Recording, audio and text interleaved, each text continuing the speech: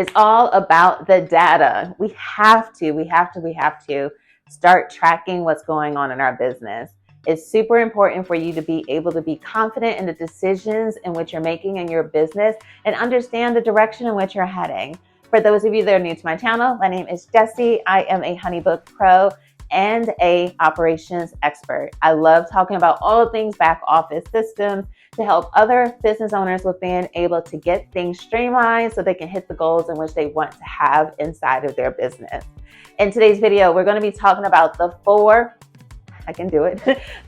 main reports that I recommend for business owners to be running so that you know exactly where you're taking your business.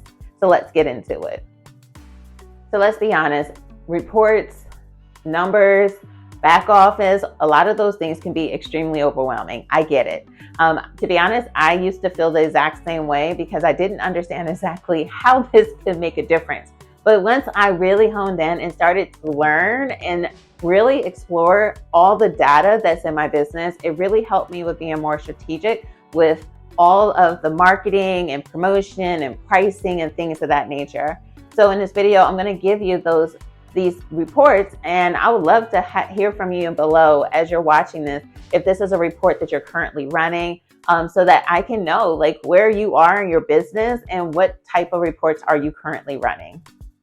The first set of reports is going to be for your sales and revenue. I find that those tend to be the most common ones that people tend to run.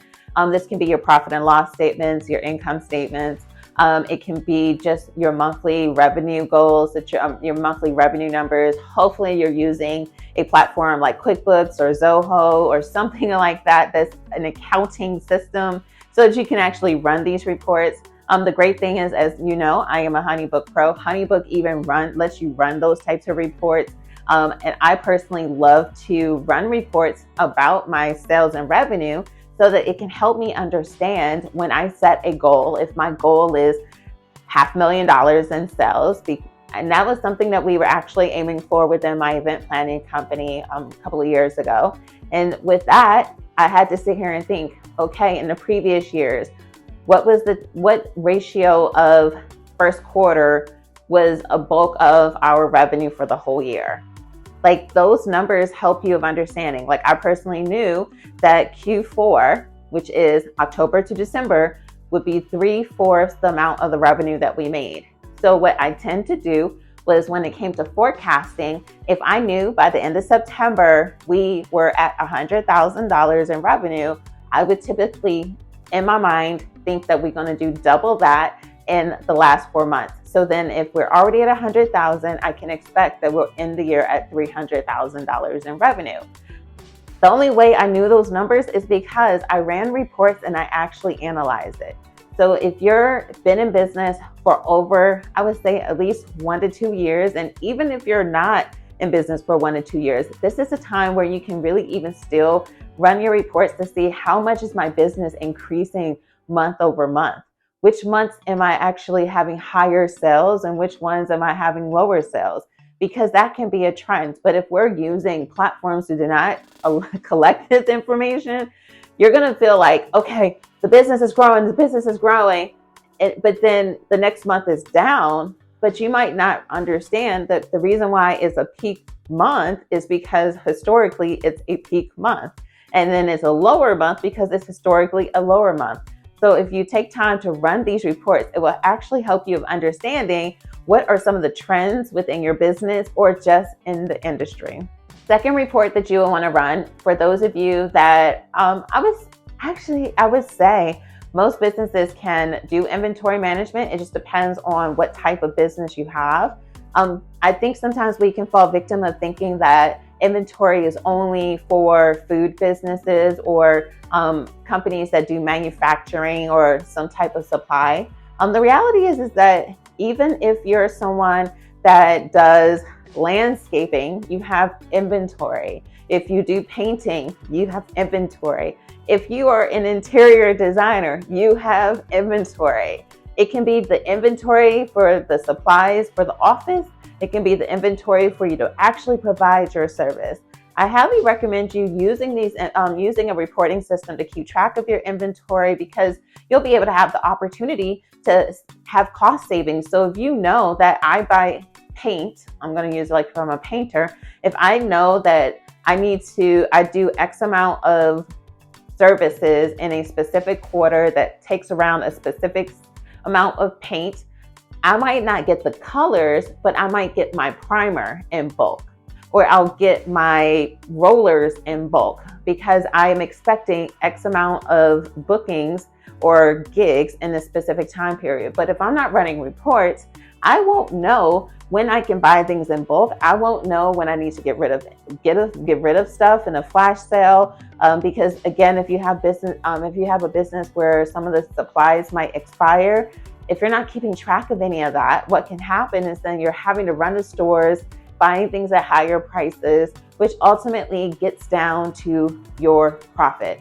I feel like the inventory management reporting is a direct correlation to your profit. And profit is money. That's the money. That's not just your revenue. That's after you pay all those things. So if you're having to pay more to operate your business because we're not running reports on our inventory, it's going to hit you more at the bottom line. And you're just going to be like, where's my money going? Because you're paying more for everything. So you have to let me know, out of those two, which ones are you kind of like, I need to do that, or I should be doing it, or I'm doing it.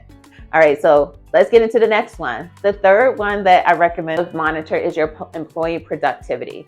This can be something that you're doing manually. So if you have someone that's helping you with doing sales, or they might be helping you with bookings or phone calls or emails, I would say start keeping track. You don't have to micromanage or anything like that. And then two, when it comes to doing this type of reporting, you want to be able to be present to what's your intention with it, because no one wants to be micromanaged. Also, it might be an opportunity for you to learn how to be a better leader, or have the resources for your actual team members so they can do what they need to do. But one of the things when you're doing employee productivity, it can be how many emails that they're sending out, how many clients or results are coming from the activity that they're doing, if they're closing out projects or doing data entry, or if they're like showing up a certain way. Again, I know I have different people of all different types of businesses that watch this channel. So I want to be as vague but as specific as possible. I know that some people that have brick and mortars, they try to follow to see how many people actually show up on time, or if they have complaints and things of that nature. So depending on your type of business, I would just recommend keeping track of certain types of data so that you can really be able to see, is this person really adding value? And again, with that, it's not them being you, because people aren't going to be as invested in your business unless you, one, learn how to curate a culture of community where people are enrolled in the vision of the business, because they understand how what they do makes an impact.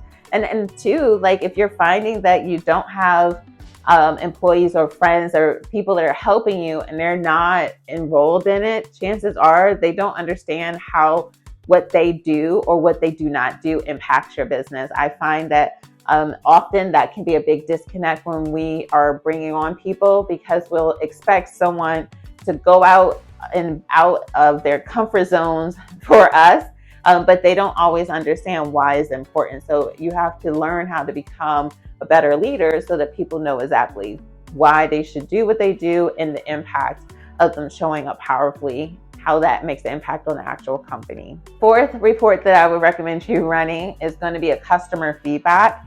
There's two different ways you can do this. One, it can be through a review, like how many reviews are you getting? And this can be a questionnaire that you're sending out to people. So in HoneyBook, most of my clients, I have them create questionnaires at the end of their automations. The reason why I like questionnaires is because you can ask specific questions. As much as I love you're so amazing, I love working with you, that doesn't really tell you much about how you can improve your business or what they really enjoyed about it. So that's why I'm still a fan of questionnaires, because questionnaires, when you ask the right questions, can help you with making your business even more amazing than it is right now. And don't be afraid if you have people that leave negative comments. I find that if you use the other option, which is just Google My Business reviews, which I think it should be both, and I actually would even challenge you to see if you can improve your Google My Business ratings. I'll even make sure I put a video link here because I ended up doing a video about Google My Business because I find that a good amount of small businesses do not have their Google My Business set up, which is a shame because I know personally I probably don't go more than a day without using Google My Business to find like this morning. I mean, today I actually looked for a restaurant, the best restaurant near me that is linked to Google My Business. So if there was someone with amazing food that was right next to where I'm staying at right now that did not have a Google My Business, I would not even know that their food is amazing or even where they were. So this is why you want to make sure your company is set up on there. So it doesn't matter if even if it's if you don't only handle local clients, no problem. But if people can't find you locally, like, how are they going to find you internationally? So I think that people shoot themselves in the foot by not taking that on. But you want to be able to keep track of your reviews, be it if it's questionnaires or if it's Google My Business, so that you can actually see how are we doing? How can we improve so that you can really start to gauge, are we getting better each and every time, or are things going down? So like one of the metrics that we tracked internally was the amount of errors that ever happened on events. So our error rate our error rate for events was around 1%. So even with us having 100 events or 100 plus events, we still had a really good rate of situations.